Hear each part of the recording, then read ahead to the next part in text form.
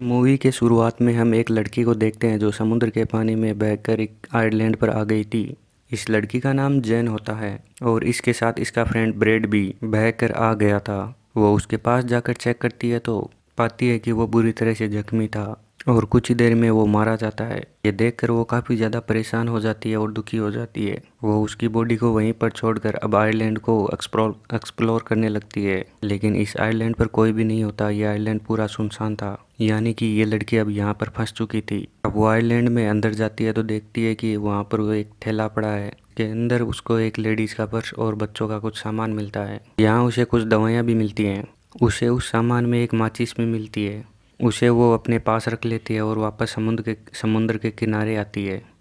उसे वहाँ गिरा हुआ एक खोखला पेड़ दिखता है। उसे देखकर उसको एक आइडिया आता है कि रात में उसे वो सोने के लिए यूज कर सकती है। खैर, अब जैन यहाँ अपनी पहली रात गुजारती है। सुबह उठकर वो देखती है कि समुद्र के किनारे कई सारी मछलियाँ बहकर आ गई थी। उसमें एक छोटी शार्क भी थी जिसको आधा खाया हुआ था। वो अपने खाने के लिए यहाँ से कुछ मछलियाँ ले लेती है। अब जैन की नज़र एक कब्र पर जाती है। ये देखकर जैन अपने दोस्त के लिए भी एक कब्र खोदती है और वहीं उसको दफना देती है, क्योंकि अब उसके दोस्त की बॉडी सड़ने लगी थी।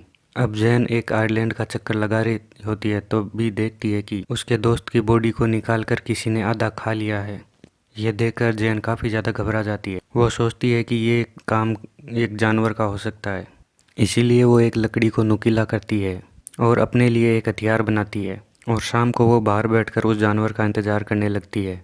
खैर, अब रात हो जाती है और जैन को नींद आने लगती है, लेकिन वो जानवर अभी तक यहाँ नहीं आया था।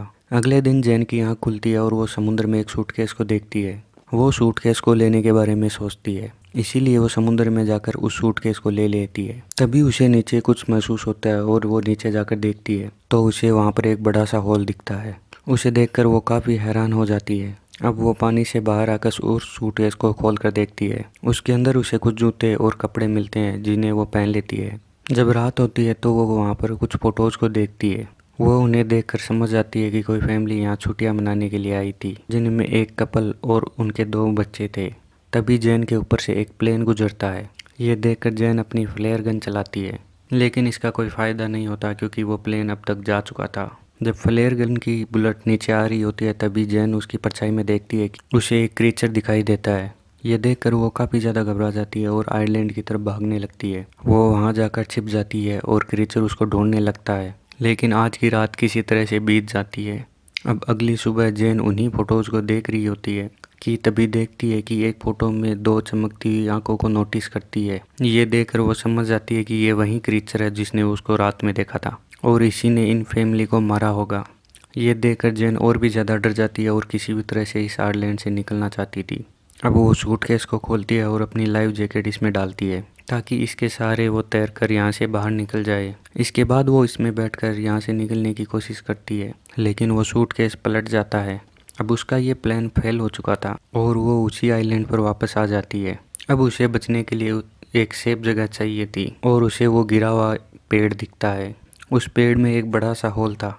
आज रात उसी में सोने का विचार करती है और अब रात होती है तो वो क्रीचर फिर से यहाँ आता है और उसे ये भी पता लग जाता है कि जैन उसी पेड़ के होल में छिपी हुई है। अब वो क्रीचर उस पेड़ के होल को तोड़ने की कोशिश करता है, लेकिन वो ये कर नहीं पाता है और वो थक हार कर वापस चला जाता है। अगली सुबह जैन उस पेड़ से बाहर निकलती है और देखती है कि उस क्रीचर ने यहाँ काफ़ी सारे वार किए थे। अब वो पेड़ काफ़ी ज़्यादा डैमेज हो गया था, इसके लिए वो एक नया प्लान बनाती है। वो समुंदर से काफ़ी बड़ी मछलियाँ पकड़ती है और वहीं एक पेड़ पर टांग देती है। उसका प्लान था कि वो जब रात में क्रीचर आएगा तो इन मछलियों का खाकर वापस चला जाएगा और उसका ये प्लान काम भी कर जाता है। उस क्रीचर ने रात में आकर इन मछलियों को खा लिया था, जिससे जैन की जान बच गई। तभी जैन की नज़र समुद्र के किनारे पर जाती है जहाँ एक बॉडी बहकर आ रही थी। ये देखकर वो बॉडी के पास जाती है और देखती है कि ये बॉडी काफ़ी ज़्यादा सड़ चुकी थी।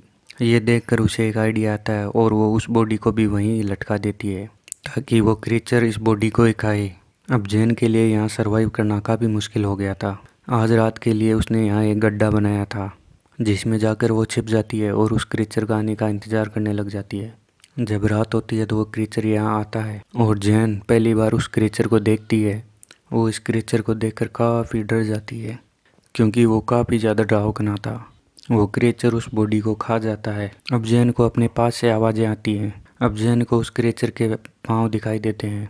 ये देखकर वो और भी ज़्यादा घबरा जाती है और वो खुद को किसी तरह से बचा लेती है। अब अगली जगह जब जैन उठती है तो अपने लिए सेफ जगह चाहती थी, क्योंकि उसने उस क्रिएचर की हाइट देख ली थी। इसलिए वो सुबह एक झूला तैयार करती है ताकि वो क्रिएचर उस तक ना पहुंच सके। इसके बाद वो झूले में जाकर बैठ जाती है और जब रात होती है तो वो क्रिएचर फिर से यहाँ आता है और उसे जैन के यहाँ होने का पता चल जाता है और वो इस झूले वाले पेड़ को ज़ोर ज़ोर से हिलाने लगता है, जिससे वो झूला टूट जाता है और जैन नीचे गिर जाती है।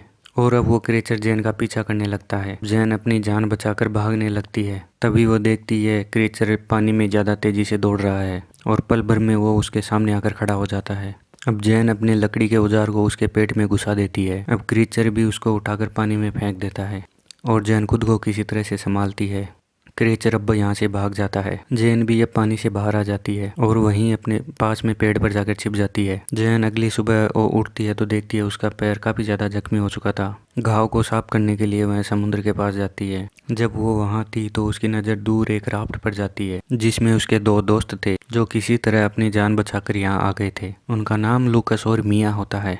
इन्हें देखकर जैन काफ़ी खुश होती है। अब ये जैन के पास आकर बैठ जाते हैं। जैन उन्हें खाने के लिए कुछ मछलियाँ देती है। वो इन्हें यहाँ पर क्रीचर के बारे में बताती है। वो बताती है कि यहाँ से हमें जल्द से जल्द निकलना होगा और मैं यहाँ पिछले 7 दिनों से फंसी हुई हूँ। लेकिन लूकस और मिया उसकी बातों पर विश्वास नहीं करते। वो कहते हैं कि हम पिछले 5 दिनों से यहाँ इस पानी में भटक रहे थे, अब जाकर हमें आइलैंड मिला है। ये दोनों यहाँ से नहीं जाना चाहते थे। अब जैन उन्हें वो तस्वीरें भी दिखा रही होती है कि उसमें एक क्रीचर साफ दिखाई दे रहा है, लेकिन फिर भी वो दोनों यहाँ से नहीं जाना चाहते थे। जैन समझ जाती है कि ये दोनों उसकी बात नहीं मानेंगे, इसीलिए वो इन दोनों से छिपकर यहाँ से भागने का प्लान बनाती है। उनकी राफ्ट लेकर यहाँ से निकलने की कोशिश करती है, लेकिन वो दोनों इसे पकड़ लेते हैं। मिया जैन पर अटैक कर देती है जिससे वो घायल हो जाती है। उन दोनों ने उसको बांध दिया था और अब रात हो चुकी थी, इसीलिए वो लूकस को मनाकर उसको खोलने के लिए कहती है। लेकिन लूकस और मिया उसकी कोई बात नहीं सुनते। लेकिन इसके बाद लूकस यहाँ से घूमने के लिए जाती है। इधर जब मिया वॉक कर रही थी, वो क्रीचर पानी से निकल उस पर अटैक कर देता है। उसकी आवाज़ सुनकर लूकस तुरंत वहाँ पर जाता है, लेकिन वो क्रीचर उसको पानी में खींच कर ले जाता है और उसे मार देता है। ये देखकर लूकस बहुत ज़्यादा डर जाता है। वो सुबह तक एक पेड़ पर चढ़ा रहता है, लेकिन लूकस दिन में भी पेड़ से नीचे नहीं आ रहा था। अब उसे जैन की बात समझ आ चुकी थी। जैन उसे कहती है कि वो क्रीचर सिर्फ रात में आता है, दिन में बाहर नहीं निकलता। ये बात सुनकर लूकस पेड़ से नीचे आता है। अब वो जल्द से जल्द यहाँ से निकलना चाहते थे। अब ये लोग कुछ मछलियाँ और नारियल साथ में ले लेते हैं। वो अपने सारे जिंदा रहने के सामान को रख लेते हैं। यहाँ पर लूकस काफ़ी ज़्यादा डरा हुआ था। अब जैन उसे समझाती है कि वो क्रीचर सिर्फ रात में हमला करता है और जब रात होगी तो हम यहाँ से काफ़ी दूर जा चुके होंगे। अब जैन और लूकस दोनों इस क्राफ्ट में बैठ जाते हैं। जैन को इसमें कुछ खून बिखरा हुआ दिखाई देता है, जिसे वो देखकर वो समझ जाती है कि इन दोनों ने किसी इंसान को मारकर खाया होगा। अब ये दोनों यहाँ से निकल रहे होते हैं कि जैन को लूकस को पानी में कोई वही क्रीचर दिखाई देता है। ये देखकर ये दोनों काफ़ी ज़्यादा घबरा जाते हैं और उस क्राफ्ट को चारों तरफ से ढक लेते हैं। और तभी वो क्रीचर उनकी क्राफ्ट में घुसकर उन पर अटैक कर देता है। अब लूकस फ्लेयर गन से उस पर अटैक करता है। अब वो क्रीचर जैन को पकड़कर अपने साथ ले जाता है। जैन के पास एक चाकू था जिसे निकालकर वो क्रीचर पर काफ़ी अटैक करती है और तभी लूकस जैन को बचाने के लिए पानी में आ जाता है। ये देखकर वो क्रीचर जैन को छोड़ देता है और लूकस को पकड़कर पानी के अंदर उस होल में ले जाता है। जैन अपनी जान बचाकर किसी तरह से पानी से निकलकर आइलैंड पर पहुंच जाती है। जैन को लूकस की मौत का काफ़ी ज़्यादा दुख होता है और अब वो क्रीचर का सामने करने का डिसाइड करती है। अब वो वहाँ पड़ी लकड़ियों से एक नुकीले हथियार बनाती है, लेकिन ये औजार उसे कम नुकीले लगते हैं। अब वो वहाँ बनी कब्रों को खोदती है और उनसे बने कंकालों से काफ़ी नुकीले हथियार बनाती है। वो क्रीचर को आग में जलाने का प्लान बनाती है और वो वहाँ पड़ी सूखी झाड़ियों को इकट्ठा करती है और उनसे एक घेरा बनाती है। अब उसने अपने जाल को तैयार कर लिया था और अब रात होती है और वो क्रीचर यहाँ आता है और वो भी उसी जगह पर जहाँ इसने जाल बनाया था। और तभी जैन यहाँ झाड़ियों में आग लगा देती है, जिससे वो क्रीचर आग में फंस जाता है। अब जैन अपने नोकीले हथियारों से उस क्रीचर पर हमला करने लग जाती है, इससे क्रीचर काफ़ी ज़्यादा घायल हो जाता है। क्रीचर अब जैन को भी पकड़कर फेंक देता है, लेकिन वो काफ़ी ज़्यादा जख्मी हो चुका था, जिससे वो वहीं पर गिर जाता है, जिसको देखकर वो उसके सर पर काफ़ी ज़्यादा हमले करती है और बाद में वो उसका गला काट देती है। अब हम देखते हैं कि जेन ने जहाँ आग लगाई थी वह आग बढ़ चुकी थी और आइलैंड जलने लगा था। यानी कि इतनी बड़ी आग को देखकर जेन को यहाँ बचाने के लिए कोई ना कोई ज़रूर आ जाएगा। और ये मूवी यहीं पर ख़त्म हो जाती है। दोस्तों, आपने अभी तक हमारे चैनल को सब्सक्राइब नहीं किया है तो प्लीज़ सब्सक्राइब कर दें और वीडियो को लाइक कर दें।